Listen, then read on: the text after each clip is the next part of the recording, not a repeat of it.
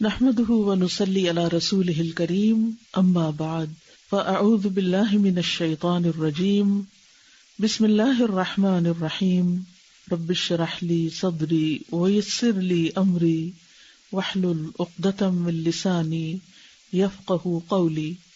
اس سے پہلے کہ ہم کچھ سیکھیں، علم حاصل کریں، ہم علم حاصل کرنے کے کچھ آداب کے بارے میں پڑھیں گے کہ علم کیسے حاصل کیا جائے۔ علم حاصل کرنے کے لیے سب سے پہلی اور اہم بات سچی اور خالص نیت ہے۔ ہم سب اپنی نیتوں کا جائزہ لیں کہ ہم یہ کورس کیوں کرنا چاہتے ہیں۔ کیا واقعی اللہ کی رضا مقصود ہے؟ اپنی نمازوں کی اصلاح مقصود ہے؟ اللہ کا قرب مقصود ہے؟ اللہ کے چہرے کا دیدار چاہتے ہوں یا دنیا کا کوئی اور حقیر فائدہ؟ ابو ہریرہ سے روایت ہے کہ رسول اللہ صلی اللہ علیہ وسلم نے فرمایا، وہ علم جو اللہ عز و جل کا چہرہ چاہنے کے لیے یعنی اللہ کے چہرے کے دیدار کے لیے حاصل کیا جاتا ہے، جس نے اسے دنیا کا مال و متاع حاصل کرنے کے لیے سیکھا، اسے قیامت کے دن جنت کی خوشبو بھی نہ آئے گی۔ تو ہمیں اپنی نیت کیا کرنی ہے؟ اللہ کی رضا۔ تو ہم سب اپنی نیت کا جائزہ لیں کہ میں اس محنت اور اس وقت کے استعمال سے کیا نتیجہ چاہتی ہوں، کیا فائدہ حاصل کرنا چاہتی ہوں۔ کیونکہ نیت ایک ایسی چیز ہے کہ جب تک وہ درست نہ ہو اعمال درست نہیں ہو سکتے۔ انما الاعمال بالنیات۔ دوسری چیز، علم حاصل کرنے کے لیے اللہ سے مانگنا ضروری ہے، دعا کرنا ضروری ہے۔ علم ایسی چیز ہے جو مانگ کر ملتا ہے، جس کے لیے تڑپ ضروری ہے۔ تو ہم سب دعا کریں گے، اللہم انی اسألک علما نافعا ورزقا طیبا وعملا متقبلا۔ اے اللہ، میں تجھ سے فائدہ دینے والے علم، پاکیزہ رزق اور قبول ہونے والے عمل کا سوال کرتا ہوں۔ یعنی اے اللہ، جو کچھ میں سیکھوں مجھے اس کا فائدہ ہو۔ ہم چونکہ حی علی الصلاح کورس کر رہے ہیں، نماز کے طریقے کو دوبارہ سے ایک ایک چیز کو سیکھیں گے کہ جس میں نماز کے فرائض، سنن، مستحبات، تمام باریکیوں کا ہمیں اچھی طرح علم ہو۔ تو یا رب تو مجھے سکھا دے، مجھے اس سے فائدہ ہو، میری نماز واقعی درست ہو جائے اور پھر میرا عمل قبول ہو جائے، تاکہ میں آخرت میں اس مقام تک پہنچ سکوں جس کے لیے آج میں نے یہ کورس شروع کیا ہے، یعنی اللہ کا چہرہ چاہنا، اللہ کو راضی کرنا، اللہ کو خوش کرنا۔ تیسری چیز، استغفار کرنا اور گناہ چھوڑنا۔ علم حاصل کرنے میں جو چیز رکاوٹ بنتی ہے وہ انسان کے اپنے ہی گناہ ہوتے ہیں، اپنی ہی کمزوریاں ہوتی ہیں۔ لہذا بہت ضروری ہے کہ ہم اپنے اپنے گناہوں پہ نظر ڈالیں اور ان سے توبہ کریں۔ اس وقت میں چند لمحے آپ کو دوں گی، پورے دل سے اللہ سے دعا مانگے کہ یا اللہ تو میرے پچھلے سارے گناہ معاف کر دے، تاکہ جو کام آج میں شروع کرنے جا رہی ہوں اس میں کوئی رکاوٹ نہ آئے، صحت، وقت، ہر اعتبار سے پوری طرح میں اس کو سیکھ سکوں۔ ابن القیم کہتے ہیں کہ نافرمانیوں کی سزا میں سے ہے علم سے محروم ہونا، کیونکہ علم نور ہے جسے اللہ دلوں میں ڈالتا ہے اور نافرمانی اس نور کو بجھا دیتی ہے۔ تو ہمارے ہی گناہ ہمیں علم کے نور سے محروم کر دیتے ہیں۔ تو اس لیے جب کبھی کوئی رکاوٹ آئے، کسی بھی وجہ سے کوئی مشکل آئے کہ آپ اس علم کو مزید حاصل نہ کر سکیں، تو فوراً کیا کریں؟ استغفار، اور دل سے استغفار۔ چوتھی چیز، صبر اور پختہ عزم، ڈٹرمینیشن، کہ میں نے ہر صورت یہ کام کرنا ہی ہے، میں کر کے چھوڑوں گی انشاءاللہ، کچھ بھی ہو میں اس کو کروں گی۔ مشکلات تو آئیں گی، تکلیف تو ہوگی، تھکاوٹ بھی ہوگی، لیکن ہمیشہ یاد رکھیے فَإِنَّ مَعَ الْعُسْرِ يُسْرًا، إِنَّ مَعَ الْعُسْرِ يُسْرًا۔ بے شک ہر مشکل کے ساتھ ایک آسانی ہے، بے شک اسی مشکل کے ساتھ ایک اور آسانی ہے۔ یعنی جہاں ہم تکلیف اٹھائیں گے، مشکل ہوگی، وہاں آسانی بھی ہوگی، اس کے فائدے بھی ہوں گے۔ اس علم کے حاصل کرنے کے فائدوں پر نظر رکھیں گے، جیسے کہ آگے جا کر بتایا جائے گا کہ نماز پڑھنے کے فائدے کیا ہیں، اس کی فضیلت کیا ہے، اس کی اہمیت کیا ہے، اس کی فرضیت کا حکم کیا ہے۔ تو انشاءاللہ آپ کے عزم میں اور پختگی آئے گی۔ ایک قول ہے، من ثبت نبت، جو ثابت قدم رہے گا وہ گرو کرے گا۔ نبت نباتات سے ہے، جو ثابت قدمی اختیار کرے گا وہ گرو کرے گا۔ مثلاً جو پودا زمین میں لگایا جاتا ہے اگر وہ اپنی جگہ پر قائم رہے، ثابت رہے، تو کیا ہوتا ہے؟ ایک دن بڑا درخت بن جاتا ہے، پھر پھل پھول آتے ہیں، وہ دیکھنے میں خوبصورت لگتا ہے، ہر لمحہ اس سے فائدے پھوٹتے ہیں، اور مومن تو ہوتا ہی ایک بہترین درخت کی طرح ہے۔ لیکن جو ثابت قدمی اختیار نہیں کرے گا وہ گرو نہیں کر سکتا۔ کبھی آپ نئے لگائے ہوئے درختوں کو دیکھیں، کچھ درخت ہوتے ہیں 1 سال کے بعد لگانے کے، اگر آپ ان کو دیکھیں تو وہ کافی بڑھ چکے ہوتے ہیں، اور انہیں کے قریب کچھ ہوتے ہیں جو بالکل چھوٹے چھوٹے ہوتے ہیں، اور کچھ جو ہوتے ہیں وہ بالکل مر چکے ہوتے ہیں۔ تو جو ثابت قدم رہا وہ اگ گیا۔ ومن جد وجدا، اور جو کوشش کرے گا وہ پالے گا۔ ومن زرع حصدا، اور جو بوئے گا وہی کاٹے گا۔ آج انویسٹ کریں گے آپ تو کل اس سے فائدہ اٹھا سکیں گے، اور جو صبر کرے گا وہ کامیاب ہو گیا۔ وَاعْلَمْ أَنَّ النَّصْرَ مَعَ الصَّبْرِ، اور صبر ہوتا ہے مشکلات پر جم جانے کا نام۔ نمبر 5، اس علم کو حاصل کرنے کے لیے وقت نکالیے، قربانی کیجیے اپنے جان، مال، وقت کی، کیونکہ لن تنالوا البر حتى تنفقوا مما تحبون، تم تب تک نیکی کو نہیں پا سکتے، نیکی کو نہیں پہنچ سکتے جب تک اس چیز میں سے خرچ نہ کرو جس سے تم محبت کرتے ہو۔ ہو سکتا ہے کہ اس وقت میں کچھ لوگوں کے لیے سونا بہت محبوب کام ہو، ظاہر ویکنڈ ہے اور صبح کے وقت سب آرام کرتے ہیں، کچھ لوگ سیر و تفریح کرتے ہیں، کچھ لوگ بازاروں میں گھومنے پھرنے کے لیے جاتے ہیں، کچھ دوستوں سے ملاقات کے لیے جاتے ہیں، کچھ لوگوں کو اپنے گھر میں بلاتے ہیں۔ یہ ساری ہمارے نفس کے لیے محبوب چیزیں، خصوصاً ان لوگوں کے لیے جو ہفتے میں 5 دن کام کرتے ہوں تو چھٹا دن ان کے لیے ریلیکسیشن کا دن ہوتا ہے کہ آج اپنی مرضی سے اٹھیں گے، اپنے مرضی کے کام کریں گے۔ تو اپنے محبوب ترین کام کو چھوڑ کر جب آپ اپنے نفس کو کنٹرول کر کے یہاں آ کے بیٹھ گئے تو یہ دراصل کیا ہے؟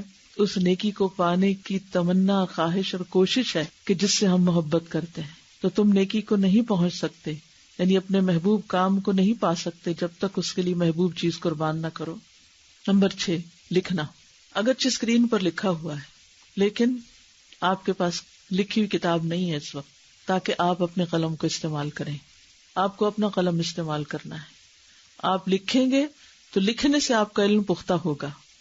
قرآن مجید میں آتا ہے اقرأ بسم ربک الذی خلق، خلق الانسان من علق، اقرأ وربک الاکرم الذی علم بالقلم، علم الانسان ما لم یعلم۔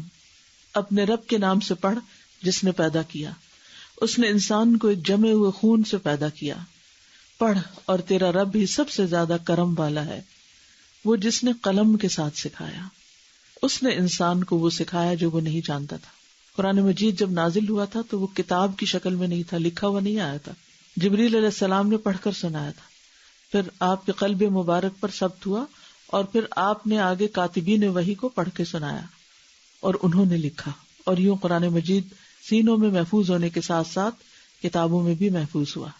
تو جتنے بھی مین پوائنٹس ہیں ان سب کو آپ اپنے پاس اپنی لکھائی میں لکھیں، اپنی نوٹ بک میں لکھیں، اور پھر اس کے بعد اپنے لکھے ہوئے کو ہی دہرائیں۔ نمبر 7، علم حاصل کرنے کے آداب میں ہے کہ علم کے ساتھ روزانہ کا تعلق ہو، یہ نہیں کہ صرف ویکنڈ پہ جب آنے لگے تو وہ ڈائری کہاں جس میں نے پچھلے ہفتے نوٹس بنائے تھے، وہ گم ہی گئی، وہ تو بیگ ہی کوئی اور تھا، وہ تو معلوم نہیں کسی بچے نے اٹھا کے کہیں اور ڈال دی۔ تو اس میں آپ دیکھیے کہ روزانہ آپ نے اس کو پڑھنا ہے، ہر ہفتے کا، ہفتے بھر میں روزانہ اس کتاب کو کھولنا ہے، اپنے نوٹس کو روزانہ کھولنا ہے۔ وَإِنَّ أَحَبَّ الْأَعْمَالِ إِلَى اللَّهِ مَا دَامَ وَإِنْ قَلَّ، رسول اللہ صلی اللہ علیہ وسلم نے فرمایا اللہ کے نزدیک پسندیدہ عمل وہ ہے جسے پابندی سے ہمیشہ کیا جائے، خواہ وہ کم ہی ہو، خواہ وہ تھوڑا ہی ہو، لیکن ڈیلی ہو۔ اگر آپ ان باتوں کو، اپنے لکھے ہوئے پوائنٹس کو ہفتے میں 5 دن مزید پڑھ کر آئے تو آپ دیکھیں گے کہ یہ زبانی آپ کو باتیں یاد ہو جائیں گی۔ نمبر 8، دہرائی۔ ابن عمر سے روایت ہے کہ رسول اللہ صلی اللہ علیہ وسلم نے فرمایا صاحب قرآن کی مثال رسی سے بندھے ہوئے اونٹ کے مالک جیسی ہے، اگر وہ اس کی نگرانی رکھے گا تو وہ اسے روک سکے گا، ورنہ وہ رسی توڑا کے بھاگ جائے گا۔ یعنی آپ اس کو ریویو کریں گے تو ہی یہ آپ کے پاس رہے گا، تب یاد رہے گا۔ نمبر 9، قرآن والوں کے ساتھ جڑنا، یا اسی علم والوں کے ساتھ جڑنا، یعنی جو لوگ یہ کورس کر رہے ہیں ان کے ساتھ تعلق رکھنا. اب آپ دیکھ لیجئے کہ آپ کس کو اس کورس میں اپنا بڈی بنائیں گے، کہ جس کو آپ سنائیں گے کہ آپ کو کیا سمجھ میں آیا اور وہ آپ کے ساتھ مذاکرہ کرے گا. تو یہ اس کورس کی ایک ریکوائرمنٹ ہے کہ آپ کا ایک بڈی ہونا چاہیے. بڈی کا معنی سمجھتے ہیں نا؟ آپ کا ایک ساتھی ہونا چاہیے کہ جس کو آپ بتائیں گے آپ نے کیا سیکھا اور وہ آپ کو بتائے گا کہ آپ نے صحیح سیکھا یا نہیں سیکھا، جس کے ساتھ آپ اپنے نوٹس بھی شیئر کریں گے، جس کے ساتھ آپ ٹیسٹ کی تیاری بھی کریں گے، چاہے تو آپ کلاس کے لیول پر اور چاہے تو اپنی کنوینئنس سے، لیکن ہر ایک کو اپنے بڈی کا نام لکھوانا ہوگا. کیونکہ جب تک ہم علم کو انسانوں کے ساتھ شیئر نہیں کرتے، علم کا مذاکرہ نہیں کرتے، علم پختہ نہیں ہوتا. نبی صلی اللہ علیہ وسلم کی مجالس میں جب آپ علم دیتے تھے، اس کے بعد صحابہ کرام ایک دوسرے کو سناتے تھے، ایک دوسرے کے ساتھ مذاکرہ کرتے تھے. مذاکرہ جو ہے وہ علم کی زندگی ہے، اور اس سے آپ کو دوسروں تک بات پہنچانے کا بھی ڈھنگ آتا ہے. اگر آپ اپنے ساتھی کو بتانے میں اور صحیح طور پر بتانے میں کامیاب ہو گئے تو پھر آپ اپنے بچوں کو بھی بتا سکیں گے، اپنے ہسبینڈ کے ساتھ بھی شیئر کر سکیں گے، اپنے کولیگز کے ساتھ. زندگی میں کسی وقت کسی بھی موقع پر آپ اس علم کو دوسروں کے ساتھ شیئر کر سکتے ہیں، اور جتنوں کے ساتھ آپ شیئر کریں گے اور وہ اس پر عمل کریں گے وہ سب آپ کے لیے صدقہ جاریہ ہوں گے، کیونکہ اس سے بہترین انویسٹمنٹ کوئی نہیں ہو سکتی. ایک بات اگر آپ 30 لوگوں کے ساتھ شیئر کرتے ہیں اور وہ 30 لوگوں کو فائدہ دیتی ہے تو وہ عمل آپ کا 30 سے ملٹی پلائی ہو جاتا ہے، یعنی آپ کو اپنے عمل کا بھی ثواب اور 30 اور کے عمل کا بھی اجر و ثواب. تو بول کے شیئر کیجئے یا لکھ کر کیجئے، یہ آپ پر ڈیپینڈ کرتا ہے. اور پھر یہ کہ قرآن کو اپنا ساتھی بنائیں، اور اس کے ساتھ ساتھ یہ جو قرآن و سنت سے آپ کو چیزیں دی جائیں گی ان کو وقتاً فوقتاً پڑھتے رہیں. پڑھنے کے لیے ضروری نہیں ہوتا کہ آپ کے پاس ایک ڈیسک ہو، چیئر ہو، مخصوص جگہ ہو تو بہت اچھا ہے، اس سے زیادہ یکسوئی ہو جاتی. لیکن اگر نہیں تو آپ نبی صلی اللہ علیہ وسلم کی مثال دیکھیے. صحیح بخاری میں آتا ہے، عبداللہ بن مغفل کہتے ہیں، میں نے فتح مکہ کے دن رسول اللہ صلی اللہ علیہ وسلم کو اپنے اونٹ پر سوار خوش الحانی سے سورۃ الفتح پڑھتے ہوئے دیکھا. معاویہ بن قرہ کہتے ہیں کہ اگر مجھے اپنے ارد گرد لوگوں کے جمع ہونے کا اندیشہ نہ ہوتا تو میں بھی اسی طرح خوش الحانی کے ساتھ پڑھ کر سناتا جیسے عبداللہ بن مغفل نے سنایا، اور پھر انہوں نے آگے یعنی نبی صلی اللہ علیہ وسلم سے جیسے سنا اور آپ پڑھ رہے تھے. تو یہ ہے کہ آپ گاڑی میں بھی پڑھ سکتے ہیں، آپ اپنے کچن میں بھی پڑھ سکتے ہیں، آپ اپنے ڈرائنگ روم میں بھی پڑھ سکتے ہیں، آپ اپنے ایون بیڈ پہ لیٹ کے بھی پڑھ سکتے ہیں. جہاں بھی موقع ملے علم کو دہراتے رہیں. چلیے اب آپ مجھے بتائیں گے کہ آپ نے کیا سمجھا. السلام علیکم. وعلیکم السلام. سب سے پہلی چیز میں نے سیکھی وہ مین چیز ہے کہ ہماری انٹینشن کہ it should be purely for اللہ سبحانہ وتعالیٰ کہ I'm doing this course to I want کہ مجھے اللہ سبحانہ وتعالیٰ کا چہرہ چاہیے. تو انٹینشن اپنی پیور رکھنی چاہیے. دعا کرنا ہے اللہ تعالیٰ سے. کیا دعا مانگنی؟ اللہم انی اسألک علما نافعا وعملا متقبلا ورزقا طیبا. کاموں میں سے اپنا ٹائم ڈیٹرمن کرے کہ یہ ٹائم پر مجھے یاد کرنا ہے. گڈ. استغفار کی وضاحت یہ ہے کہ انہوں نے کہا کہ استغفار ضرور کرنا ہے اور گناہ چھوڑنا ہے، کیونکہ نماز میں وہی چیزیں بار بار یاد آتی ہیں جن میں وقت گزرتا ہے دن بھر. یہ استغفار کے سلسلے میں یہ بات یاد رہے کہ علم کے راستے میں گناہ رکاوٹ ہے، وال ہے. استغفار سے وہ وال گر جاتی ہے تو آپ آگے چلتے ہیں، آگے بڑھتے ہیں، ورنہ آپ کا سفر راستے میں کہیں رک جائے گا. جی، اور جو بھی ہم سیکھیں گے اس کو انشاءاللہ لکھیں گے اور پھر اس کو دہرائیں گے تاکہ وہ ہمارے عمل میں آئے. ٹھیک ہے. اس علم کے لیے ضروری ہے کہ ایسی صحبت اور ایسا ساتھ پکڑا جائے ورنہ نفس بھی رکاوٹ بنے گا اور لوگ بھی رکاوٹ بنے گا. ٹھیک ہے. اللہ کی علم حاصل کرنے کے لیے مال و متاع خرچ کرنا، محبوب چیز خرچ کرنا، مال، وقت، نیند کی قربانی، دوستوں کی محبت اور بچوں کی محبت اور گھر والوں کی محبت اور پارٹیز، ان سب چیزوں کی قربانی ضروری ہے. جب موسیٰ علیہ السلام کو پیغامات آئے تو ان کو پرابلم کیا تھا کہ وہ اس کو کیسے کنونس کریں، تو اللہ سے دعا کی موسیٰ علیہ السلام نے، اے اللہ میرے لیے میرا بھائی ہارون مقرر کر دے تاکہ میرا میسج لوگ سمجھیں. وَجَعَلْ لِي وَزِيرًا مِّنْ أَهْلِي هَارُونَ أَخِي. بڑی بنانا ہے. علم سے روزانہ کا تعلق رکھنا، روز اپنے نوٹس کو کھولنا اور اس کو پڑھنا، دہرائی کرنا. شابش. دوہرائی. قرآن کا اپنا ساتھی بنانا. جی یعنی اس علم کو ساتھ ساتھ رکھنا. چلنا. جی ہاں, یہ نہیں کہ ہفتے میں ایک دن کتاب کھولنا. قلم سے اس کو محفوظ کرنا. جو آپ نے سیکھا ہے پڑھا ہے اس کو دوسروں کے ساتھ شیئر کرنا تاکہ وہ اور پختہ ہو جائے. تو آپ نے اپنے نوٹس ساتھ ساتھ ریوائز کر لی جب لوگ بات کر رہے تھے, کیونکہ اسی پر آپ کے امتحان کی بنیاد ہے. یہی آپ سے امتحان میں پوچھا جائے گا, یہی گروپس میں ڈسکس ہوگا, یہی آپ کو گھر جا کے کرنا ہوگا. تکرار کا فائدہ کیا ہوتا ہے؟ یاد رہے. جی باقی پوائنٹس تو ایک حد تک کافی تھے, لیکن سب سے اہم ترین چیز علم حاصل کرنے کے لیے کیا ہے؟ نیت. یہ نیت کیا چیز ہے؟ النیت لغتاً القصد. نیت کا لغوی معنی قصد کرنا ہے, ارادہ کرنا ہے. نیت کا معنی کیا ہے؟ ارادہ کرنا. نیت ہوتی کیا ہے؟ انسان کے اندر ایک خیال آتا ہے. نیت کیا ہے؟ انسان کے اندر ایک خیال آتا ہے اور پھر وہ اس کی عقل, اس کے دل, اس کی روح میں سما جاتا ہے. ٹھیک ہے, اس کے دل و دماغ, اس کی روح میں سما جاتا ہے. یعنی اگر آپ سوچیں کہ نیت ہوتی کیا ہے, ہم نے کہا ارادہ کرنا. ارادہ کہاں سے آتا ہے؟ اس کی ابتدا کہاں سے ہوتی ہے؟ ایک خیال سے ہوتی ہے. ٹھیک ہے, ایک خیال سے ہوتی ہے اور وہ خیال انسان کے دل و دماغ اور روح کے اندر سما جاتا ہے اور وہ پھر ارادے کی شکل اختیار کر لیتا ہے. اگر یہ ارادہ اچھا ہو تو عمل اچھا ہوتا ہے, اور اگر ارادہ اچھا نہ ہو تو عمل بھی اچھا نہیں ہوتا. آپ کو وہی ملتا ہے جس کا آپ ارادہ کرتے ہیں. اور نیت جو ہوتی ہے وہ دل کے اندر چھپی ہوئی چیز ہوتی ہے. نیت بیسیکلی نوا سے ہے. نوا کہتے ہیں گٹلی کو. ان اللہ فالق الحب والنوا. گٹلی کہاں ہوتی ہے؟ گٹلی کہاں دباتے ہیں؟ زمین میں چھپی ہوئی ہوتی ہے, لیکن اس سے کیا نکلتا ہے؟ پودا. جس طرح کی گٹلی ہوتی ہے, جس قسم کا بیج ہوتا ہے, اسی قسم کا پودا اگتا ہے. جیسی آپ کی نیت ہوگی ویسا ہی پھل آئے گا. اور پھر نیت جو ہے وہ کبھی کسی حاسد حاقد کے بگاڑ سے بگڑتی نہیں, کہ کوئی آپ سے جیلس ہوتا ہے تو آپ اپنی نیت بدل لیتے ہیں, کوئی آپ پہ تنقید کرتا ہے تو آپ اپنی نیت بدل لیتے ہیں. نہیں, اچھی نیت جو ہوتی پختہ ہوتی. اور یاد رکھیے جو زمین میں گڑا رہتا ہے وہ اگ جاتا ہے. جو نیت سچی ہوتی ہے, اچھی ہوتی ہے, پکی ہوتی ہے, اپنی جگہ پر دل کے اندر جمی ہوئی ہوتی ہے, وہ انسان کے عمل میں ڈھل جاتی ہے. اور اگر نیت کے اندر بگاڑ, گٹلی خراب ہو تو پھر کیا ہوگا؟ اس سے صحیح پودا نہیں اگ سکتا.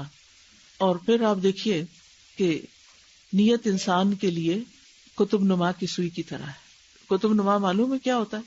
کمپس. کمپس کی سوئی کی طرح ہے. آپ کمپس کو جتنا مرضی ہلا لیں, ہلا ہلا ہلا کے رکھیں, کہاں جا کے ٹکے گی اس کی سوئی؟ اپنی سمت پہ ہی جائے گی, وہ ادھر سے نہیں ہلے گی. آپ جتنا مرضی اس کو ہلا دیں. سچی نیت والا انسان اس کو جتنا مرضی ہلا دیں, جتنے چاہیں اس کی زندگی میں جھونکے آئیں, زلزلے آئیں, مشکلیں آئیں, ادھر سے ادھر ہو, وہ اس کی سوئی ادھر ہی اٹکی ہوئی ہوگی کہ میں نے تو یہ کام کر کے ہی چھوڑنا ہے. تو ہماری نیت کیا ہے پھر؟ رب کا چہرہ چاہنا, رب کی رضا حاصل کرنا, رب کو راضی کرنا, رب کا قرب پانا, کیونکہ سجدہ قرب کا ذریعہ ہے. تو ہماری سوئی ادھر ہی اٹکی ہوئی ہونی چاہیے. تو اصطلاح میں اس کی تعریف ہے دل کا کسی کام کے کرنے پر ٹھوس عزم اور ارادہ کرنا, پکا ارادہ کر لینا. اب آپ اپنے آپ سے پوچھئے, پکا ارادہ ہے پڑھنے کا یا کچا پکا؟ پکی ہوئی چیز کھانے کا نتیجہ کیا ہوتا ہے اور کچی پکی کھانے کا کیا ہوتا ہے؟ کچے پکے علم سے کیا ہوتا ہے اور پکے پکے علم سے کیا ہوتا ہے؟ کچا پکا علم تو ہمیں ہے نماز کے بارے میں, ایسا نہیں کہ ہمیں نہیں پتا. ہم مسلمان گھرانوں میں پیدا ہوئے ہیں, ہم نے نماز پڑھنی سیکھی ہے, کیا نئی چیز ہے جو ہم سیکھنے چاہ رہے ہیں؟ نہیں, ہمیں ابھی تک جس کی جتنی بھی زندگی آپ 30, 40, 50, 60 کے ہیں, ہر ایک کو نماز کی کسی نہ کسی رکن کی ادائیگی کے بارے میں کچھ نہ کچھ شک لاحق ہی رہتا ہے. یا پتہ نہیں میں ٹھیک کر رہا ہوں یا نہیں, یا کر رہے ہوتے ہیں تو اس کی دلیل صحیح طور پر معلوم نہیں ہوتی. تو اس لیے بہت ضروری ہے کہ انسان اپنی نیت کو درست کر کے علم حاصل کرے. تو اخلاص نیت کی اہمیت کیا ہے؟ قرآن مجید میں آتا ہے وَمَا أُمِرُوا إِلَّا لِيَعْبُدُوا اللَّهَ مُخْلِصِينَ لَهُ الدِّينَ حُنَفَاءَ وَيُقِيمُوا الصَّلَاةَ وَيُؤْتُوا الزَّكَاةَ وَذَلِكَ دِينُ الْقَيِّمَةِ، اور انہیں اس کے سوا حکم نہیں دیا گیا کہ وہ اللہ کی عبادت کریں اس حال میں کہ اس کے لیے دین کو خالص کرنے والے، ایک طرف ہونے والے ہوں، اور نماز قائم کریں اور زکوٰۃ دیں، اور یہی مضبوط ملت کا دین ہے۔ وَذَلِكَ دِينُ الْقَيِّمَةِ، قیمہ سے مراد امت قیمہ ہے۔ اب دیکھیے کہ اخلاص نیت کا حکم دیا گیا ہے، وَمَا أُمِرُوا إِلَّا لِيَعْبُدُوا اللَّهَ مُخْلِصِينَ لَهُ الدِّينَ، یہ ایسا نہیں کہ چوائس ہے ہماری کہ ہم چاہیں تو نیت خالص کر لیں، چاہیں تو نہ کریں، نہیں، کیا کرنا ہے؟ اس کو اللہ کا حکم سمجھ کے اختیار کرنا ہے۔ مخلصین لہ الدین حنفاء، دین کو خالص کر کے اور ایک طرف ہو کر، یکسو ہو کر، صرف اللہ ہی کے لیے۔ پھر آپ دیکھیے کہ تمام عبادات کی قبولیت کی، یاد رکھیے کہ نیت جو ہے تمام عبادات کی قبولیت کی شرط ہے، اور اس کی دلیل کیا ہے؟ نبی صلی اللہ علیہ وسلم کا یہ فرمان۔ عمر بن خطاب کہتے ہیں کہ میں نے رسول اللہ صلی اللہ علیہ وسلم کو فرماتے ہوئے سنا، اعمال کا دار و مدار نیتوں پر ہے، ہر انسان کے لیے وہی ہے جس کی اس نے نیت کی، تو ہمارے لیے وہی ہے جس کی ہم نیت کریں۔ ایک اور حدیث میں آتا ہے قال رسول اللہ صلی اللہ علیہ وسلم من غزا فی سبیل اللہ ولم ینوی الا اقالا فلہ ما نوی، جو شخص اللہ کے راستے میں جہاد کرے اور نیت نہ رکھے، ایسے ہی چل پڑے مگر صرف رسی حاصل کرنے کی، یا پھر یہ کہ صرف دنیا کا کوئی فائدہ حاصل کرنے کے، میں جاؤں گا تو وہاں کچھ مال لوٹ کے لے آؤں گا، تو اس کو وہی ملے گا جس کی اس نے نیت کی، بس دنیا کا ہی تھوڑا سا فائدہ اگر اس کی قسمت میں کچھ ہے تو پھر وہی بس مل جائے گا۔ تو جو شخص اللہ کے راستے میں جہاد کرے اور نیت نہ کرے مگر صرف رسی حاصل کرنے کی، تو اس کو وہی ملے گا جس کی اس نے نیت کی۔ پھر یاد رکھیے کہ اللہ تعالیٰ صرف خالص عمل قبول کرتا ہے۔ کون سا عمل قبول کرتا ہے؟ خالص۔ دیکھیے آپ جب کوئی چیز خریدنے کے لیے جاتے ہیں، مثلا دودھ خریدنے جاتے ہیں یا اور اسی طرح کی کوئی فوڈ، تو اس میں کیا پسند کرتے ہیں؟ ملاوٹ والی کوئی چیز پسند کرتے ہیں یا پھر خالص؟ اب تو آپ دیکھیے کہ آرگینک کا اتنا کریز ہو گیا ہے کہ مہنگی مہنگی سبزیاں اور مہنگے مہنگی فوڈ خریدی جاتی ہے صرف اس لیے کہ کسی بھی طرح کی کیمیکلز کی اس میں ملاوٹ نہ ہو، خالص ہو، را ہو۔ تو اگر ہم انسان ہوتے ہوئے خالص چیز کو ترجیح دیتے ہیں، اگر ہمیں شک پڑ جائے کہ اس پانی میں کچھ گندگی ہے تو ہم کبھی بھی نہیں لیں گے، اس کو کبھی نہیں پیئیں گے، تو پھر اعمال اگر اللہ کے لیے خالص نہیں ہوں گے تو اللہ تعالیٰ بھی ان کو قبول نہیں کرے گا۔ ابو امامہ باہلی فرماتے ہیں کہ ایک شخص نبی صلی اللہ علیہ وسلم کے پاس حاضر ہوا اور کہنے لگا کہ آپ بتائیے کہ ایک شخص جنگ کے لیے جاتا ہے اور ثواب اور شہرت دونوں کا طلبگار ہے، اسے کیا ملے گا؟ اس جملے کو غور سے پڑھیے۔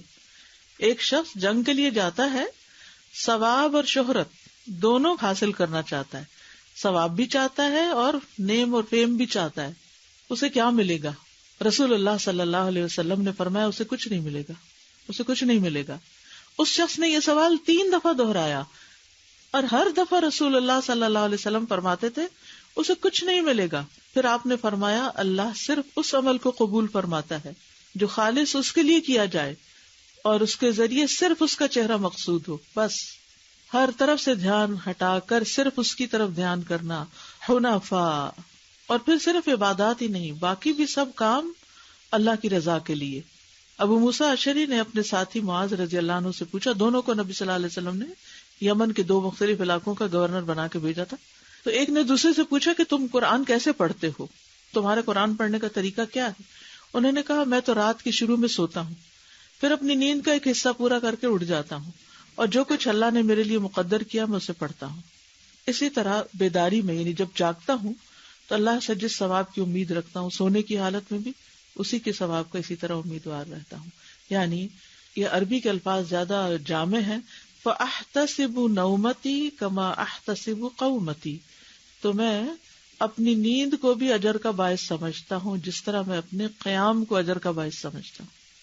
یعنی ان کا کہ میں رات کے ایک حصے میں سوتا ہوں، پھر ایک حصے میں اٹھ کے تہجد پڑھتا ہوں، جتنا اللہ چاہتا ہے قرآن پڑھ لیتا ہوں، اور صرف میں اس تہجد کو ہی عبادت نہیں سمجھتا، میں اپنی نیند کو بھی عبادت سمجھتا ہوں۔ وہ کیوں؟ نیند کب عبادت بنتی ہے؟ جب اس نیت سے انسان سوتا ہے کہ میں اپنی تھکاوٹ اتار کے دوبارہ عبادت کے لیے فریش ہو کر اٹھوں، میں زیادہ بہتر طور پر صحت حاصل کر کے، یعنی بیماری سے بچ کے، کیونکہ نیند صحت کے لیے بھی تو ضروری ہے نا، تاکہ میں اپنے سارے فرائض کو اچھے سے انجام دے سکوں، تو ایسے میں اس کی نیند بھی عبادت ہو جائے گی. تو نیت سے عادات بھی عبادات بن جاتی ہیں. لکھ لیجئے یہ بات، اچھی نیت سے عادات بھی عبادات بن جاتی ہیں. سونا ہماری ضرورت ہے، عادت ہے. کسی دنیا کے دین میں سو کر کسی کو کچھ نہیں ملتا، یعنی کوئی سونے کے پیسے نہیں دیتا آپ کو. لیکن سوچئے اس دین کی خوبصورتی کو کہ جس میں اچھی نیت سے اگر آپ سو جائیں تو اس پر بھی آپ کے لیے ریوارڈ ہے. پیسوں کی بات اس لیے میں نے کی کہ ہم ہر چیز کو پیسوں سے ہی ناپتے تولتے ہیں، اس پر کیا ملے گا، کہ کوئی سونے پر انعام دے جیسے قیام پر انعام دے. تو ہم صرف قیام کو باعث انعام سمجھتے ہیں، نیند کو باعث انعام نہیں سمجھتے. اس سے نیت کی اہمیت کا پتہ چلتا ہے کہ جب ہم ہر عمل اللہ کے لیے کرتے ہیں تو وہ سب کا سب عبادت بن جاتا ہے. حضرت عمر کی دعا ہے اور یہ دعا لکھ لیجئے، اللہم اجعل عملی کلہ صالحا واجعلہ لوجہک خالصا ولا تجعل لأحد فیہ شیئا. عمر بن خطاب رضی اللہ عنہ دعا کیا کرتے تھے، اے اللہ میرے سارے عمل کو صالح بنا دے، یعنی میرے سارے کے سارے کام 24/7 سب عبادت ہو، سب نیک ہو، اور اسے اپنے چہرے کے لیے خالص کر لے، اور اس میں کسی ایک کے لیے بھی کوئی حصہ نہ رکھ. میرا کوئی بھی عمل کسی اور کے لیے نہ ہو، میرے سارے عمل تیرے لیے ہوں. کبھی ہمیں تو سوچ بھی نہیں آئی کیسی دعا کریں. ہم اپنے لیے کیوں نہیں چاہتے کہ میرے سارے ہی کام عبادت ہو جائیں، قیامت کے دن اٹھوں تو سارے کا سارا ہی نامہ اعمال نیکیوں کے پلڑے میں جائے، اور اس میں سے کچھ بھی لیفٹ سائڈ کے لیے نہ ہو. اٹھنا بیٹھنا چلنا پھرنا کھانا پینا، محبت دشمنی دوستی، کسی کے ساتھ کسی بھی طرح کا لین دین، یا اللہ سارا ہی عبادت بنا دے. لیکن یہ سارے کا سارا عبادت کیسے بن سکتا ہے؟ جب نیت خالص ہو. کیا؟ وَاجْعَلْهُ لِوَجْهِكَ خَالِصًا وَاجْعَلْهُ لِوَجْهِكَ خَالِصًا، اپنے چہرے کے لیے خالص کر. مومن کے لیے سب سے بڑی ڈیلائٹ اور خوشی اور لذت کی بات یہ کہ وہ قیامت کے دن اپنے رب کے چہرے کو دیکھ پائے، کیونکہ یہ صرف اللہ تعالیٰ اپنے پسندیدہ بندوں کو ہی اپنا دیدار کرائے گا، منافقین کو اور دیگر لوگوں کو نہیں. یہ اصل کامیابی ہے. وَرِضْوَانُ اللَّهِ أَكْبَرُ. پھر یہ یاد رکھیے کہ نیت میں بگاڑ کا وبال کیا ہے. بڑے بڑے اعمال حقیر ہو جائیں گے. کیا ہوگا؟ بڑے بڑے اعمال حقیر ہو جاتے ہیں. ابن المبارک کہتے ہیں کتنے ہی بڑے عمل ہیں کہ نیت جن کو حقیر کر دیتی ہے، اور اس میں زیادہ خوف ہوتا ہے انسان کے لیے، کیونکہ جب چھوٹا کام کر رہے ہوتے ہیں نا تو اس میں نیت سنبھالنا کنٹرول کرنا آسان ہوتا ہے. لیکن جب کام بڑا ہو جاتا ہے نا، اس کا والیوم بڑا ہو جاتا ہے، یا وہ ویسے بڑی نیکی شمار ہوتا ہے، تو اس میں لوگ بھی تعریفیں کر کر کے نیت خراب کر دیتے ہیں. اور اس کی دلیل کیا ہے؟ وہ ہجرت والی حدیث. جس نے اللہ اور اس کے رسول کی طرف ہجرت کی تو اس کی ہجرت اللہ اور اس کے رسول کی طرف ہے، اور جس نے دنیا حاصل کرنے کے لیے ہجرت کی یا کسی عورت کے لیے کہ اس سے نکاح کرے تو اس کی ہجرت اسی کی طرف ہے جس کی طرف اس نے ہجرت کی.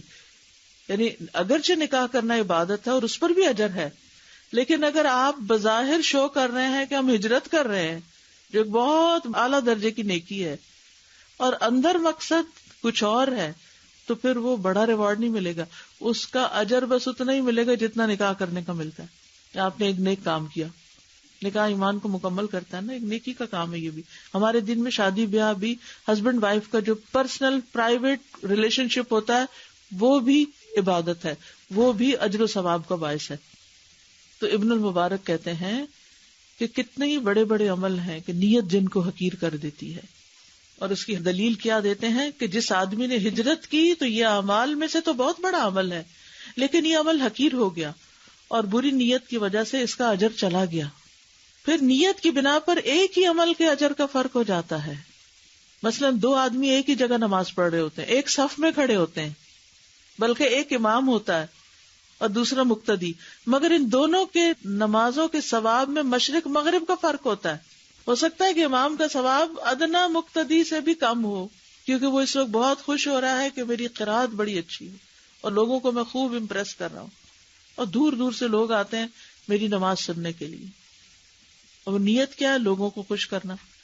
لیکن ایک عام غریب مسکین سا شخص پیچھے چپ کر کے نماز کھڑا پڑھ رہا ہے اور اللہ سے دل لگائے ہوئے، ہو سکتا ہے اس کی نماز سب سے اوپر ہو اجر کے اعتبار سے، اور جس کو ہم دیکھ رہے واہ کتنا اچھا انہوں نے کام کیا، جس کی بڑی تعریفیں ہو رہی، اس کا سارا کچھ ضائع ہو جائے. تو دو آدمی ایک ہی جگہ ایک جیسا کام کر رہے ہوتے ہیں، مثلا آپ سب ایک ہی کلاس میں بیٹھے ہوئے ہیں، لیکن ہر ایک کا اجر کا جو گراف ہے وہ اونچا نیچا ہے، نیت کے مطابق، حالات کے مطابق کہ آپ کے حالات کیسے تھے اور اس میں آپ کس طرح پہنچے ہیں یہاں، کتنی مشقتوں کے ساتھ. کسی کے پاس 100 سہولتیں، کسی کے پاس کوئی سہولت نہیں ہے. تو یہی وہ چیز ہے جس کی وجہ سے لوگوں کا ایک دوسرے سے بہت بڑا فرق ہو جاتا ہے. پھر دکھاوے کی نماز پڑھنے والوں کے لیے تو ویسے ہی وعید ہے، فَوَيْلٌ لِّلْمُصَلِّينَ الَّذِينَ هُمْ عَن صَلَاتِهِمْ سَاهُونَ الَّذِينَ هُمْ يُرَاءُونَ.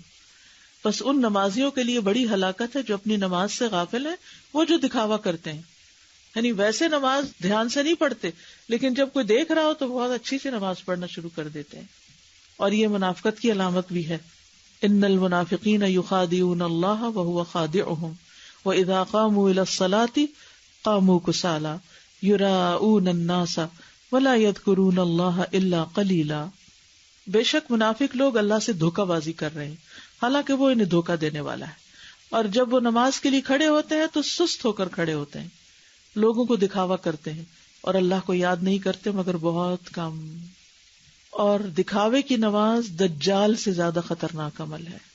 سنن ابن ماجہ کی روایت ہے ان ابی سعید الخدری قال خرج علینا رسول اللہ صلی اللہ علیہ وسلم ونحن نتذاکر المسیح الدجال فقال الا اخبرکم بما هو اخوف علیکم عندی من المسیح الدجال قال قلنا بلا فقال الشرک الخفی ان یقوم الرجل یصلی فَيُزَيِّنُ صَلَاتَهُ لِمَا يَرَى مِن نَظَرِ رَجُلٍ. ابو سعید کہتے ہیں کہ رسول اللہ صلی اللہ علیہ وسلم ہمارے پاس تشریف لائے اور ہم دجال کا ذکر کر رہے تھے. صحابہ بیٹھ کے آپس میں ڈسکشن کر رہے تھے تو آپ نے فرمایا کیا میں تمہیں ایسی چیز نہ بتاؤں جو میرے نزدیک تمہارے لیے مسیح دجال سے بھی زیادہ خطرناک ہے؟ ہم نے کہا کیوں نہیں؟ آپ نے فرمایا چھپا ہوا شرک. وہ یہ ہے کہ آدمی نماز پڑھنے کے لیے کھڑا ہوتا ہے، جب اسے معلوم ہوتا ہے کہ کوئی اسے دیکھ رہا ہے تو اپنی نماز کو خوبصورت بناتا ہے. کتنی خطرناک بات ہے کہ وہ نماز کو خوبصورت بناتا ہے. کب؟ جب اسے یہ معلوم ہوتا ہے کہ کوئی اسے دیکھ رہا ہے. آپ اکیلے کمرے میں نماز پڑھنے اتنے میں پیچھے سے آپ کو آواز آئی کہ کوئی اندر آیا تو آپ ایک دم بالکل اسٹریٹ ہو کے کھڑے ہو جائیں. یا آپ رکوع کر رہے ہیں تو لمبا سا رکوع کریں، سجدہ کر رہے ہیں تو سجدہ ہی کیے چلے جائیں، کیونکہ جب تک کوئی کمرے میں ہے اس کو میں ثابت کر دوں میں بہت نیک ہوں، گویا اجر اسی نے دینا ہے. لیکن یہ دھوکہ دیتے ہیں نا اپنے آپ کو بھی اور اللہ کو بھی کہ تیرے لیے نماز پڑھیں، حالانکہ پڑھ کسی اور کے لیے رہیں. تو کرنے کے کام کیا ہے کہ ہمیں اللہ ہی کے لیے جینا اور مرنا ہے. قل ان صلاتی ونسکی ومحیای ومماتی للہ رب العالمین. کہہ دیجئے بے شک میری نماز اور میری قربانی اور میری زندگی اور میری موت اللہ کے لیے ہے جو جہانوں کا رب ہے، اور عبادات میں کسی کو شریک نہیں کرنا. ایک ہے ہر کام اللہ کے لیے کرنا اور دوسرا ہے اللہ کے لیے کرنا اور ساتھ کسی اور کو بھی شامل کر لینا. فمن کان یرجو لقاء ربہ فلیعمل عملا صالحا ولا یشرک بعبادۃ ربہ احدا. پس جو شخص اپنے رب کی ملاقات کی امید رکھتا ہو تو لازم ہے کہ وہ نیک عمل کرے اور اپنے رب کی عبادت میں کسی کو شریک نہ بنائے. اپنے رب کی عبادت میں کسی کو شریک نہ بنائے. چلیے اب اس کو ذرا ریویو کر لیتے ہیں کہ کیا سمجھ میں آیا آپ کو. تو اس حصے میں نیت کے اخلاص میں اہم ترین چیز کیا سمجھ میں آئی آپ کو؟ اپنے نوٹس نکالیے، دیکھیے سیکوینس میں کتنے پوائنٹس لکھے آپ نے، اور ان کو آپ بے شک دیکھ کے جملہ پڑھ دیجئے، مجھے پتا چل جائے تاکہ آپ نے جو لکھا ہے وہ صحیح لکھا ہے، میرے بولنے کو صحیح سنا ہے اور اسکرین سے صحیح پڑھا ہے. نیت کے لغوی معنی القصد یعنی قصد کرنا یا ارادہ کرنا، اور اصطلاحی معنی دل کا کسی کام کے کرنے پر ٹھوس عزم اور ارادہ کرنا. ہمارا سارے کا سارا عمل، ہماری ہر ایک چیز جو ہے وہ صرف اللہ سبحانہ وتعالیٰ کا چہرہ چاہنے کے لیے ہو جائے. درست نیت سے ہی درست علم حاصل ہوتا ہے، اور درست علم ہو تو درست عمل بھی شاباش. ہوتا ہے. درست نیت سے ہی درست علم، اور درست علم سے پھر درست عمل، اور پھر اچھی جزا بھی تبھی ملے گی. اچھی نیت سے اچھا علم حاصل ہوگا. علم لوگوں کو دولت، عزت، شہرت، نعمت سب کچھ دیتا ہے، سب سے بڑے کہ اللہ کی محبت دیتا ہے. نیت انسان کے اندر ایک خیال آتا ہے جو اس کے دل، دماغ اور روح میں سما جاتا ہے. اور کس میں ڈھل جاتا ہے؟ ارادے میں ڈھل جاتا ہے. اور پھر اس ارادے کے مطابق ہم کیا کرتے ہیں؟ عمل کرتے ہیں، کام کرتے ہیں. اور وہ کام اتنا ہی اچھا ہوتا ہے جتنا ہمارا ارادہ یا نیت پھر اچھی ہوتی ہے. اچھی نیت سے عادات بھی عبادات بن جاتی ہیں. شاباش. اچھی نیت سے عادات بھی عبادات بن جاتی.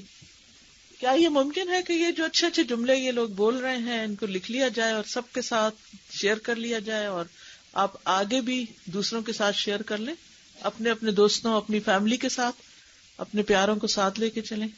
نیت نوا سے ہے. نوا کے معنی ہے گٹلی. اگر گٹلی اچھی ہو، جی، بیج اچھا ہو تو پھل بھی اچھا پھل بھی آتا ہے. اچھا ہوگا. جیسا بیج ویسا پھل، جیسی نیت ویسی مراد. ویسی مراد ہے. بڑے بڑے عمل جو ہیں وہ بیکار ہو جاتے ہیں اگر ہماری نیت جو ہے وہ ٹھیک نہیں ہے. بڑے بڑے عمل حقیر ہو جاتے ہیں اگر نیت اچھی نہ ہو. نیت کی بنا پر ایک ہی عمل کے ڈفرینٹ اجر ہو سکتے ہیں، مختلف اجر ہو سکتے ہیں کہ آپ کی نیت کیسی ہے، اسے ہر بندے کے ڈفرینٹ اجر مل سکتا ہے. اللہ کا حکم سمجھ کے اپنی نیت کو درست کریں. اخلاص سے نیت کا حکم اللہ سبحانہ تعالیٰ نے دیا ہے، اور اسے اللہ کا حکم سمجھ کر اپنائیں. نیت انسان کے لیے کتب نما سوئی کی طرح ہے. حالات کچھ بھی ہوں، مسائل کچھ بھی ہوں، لیکن انسان اپنے اصل ارادے سے ادھر ادھر نہ ہو. اس سے پتہ چلتا ہے کہ واقعی انسان سچی نیت والا ہے. نیت تمام عبادات کی قبولیت کی شرط ہے. ٹھیک ہے، تمام عبادات کی قبولیت کی شرط ہے نیت. بڑی ہلاکت ہے ان لوگوں کی جو دکھاوا کرتے ہیں اپنی نماز میں، اور یہ منافقت کی بھی علامت ہے. دکھاوے کی نماز دجال سے زیادہ خطرناک ہے. دکھاوے کی نماز دجال سے بھی زیادہ خطرناک چیز ہے. یعنی دجال جتنی ہلاکت پھیلائے گا نا دنیا میں، اس سے زیادہ ہماری اپنی ہی محنت سے پڑھی ہوئی نماز کے پیچھے نیت کی خرابی انسان کے لیے تباہی کا باعث ہے. فویل للمصلین الذین هم عن صلاتهم ساہون. یا پڑھتے نہیں، تاخیر کرتے ہیں، اور یا پڑھتے ہیں تو دکھاوا کرتے ہیں. ان سب پوائنٹس کے بعد اب جو کرنے کا آپ نے بتایا وہ یہ کہ ان صلاتی و نسکی. جی ہاں، آپ کو یہ آیت آتی ہے سب کو؟ ان صلاتی و نسکی و محیای و مماتی. جی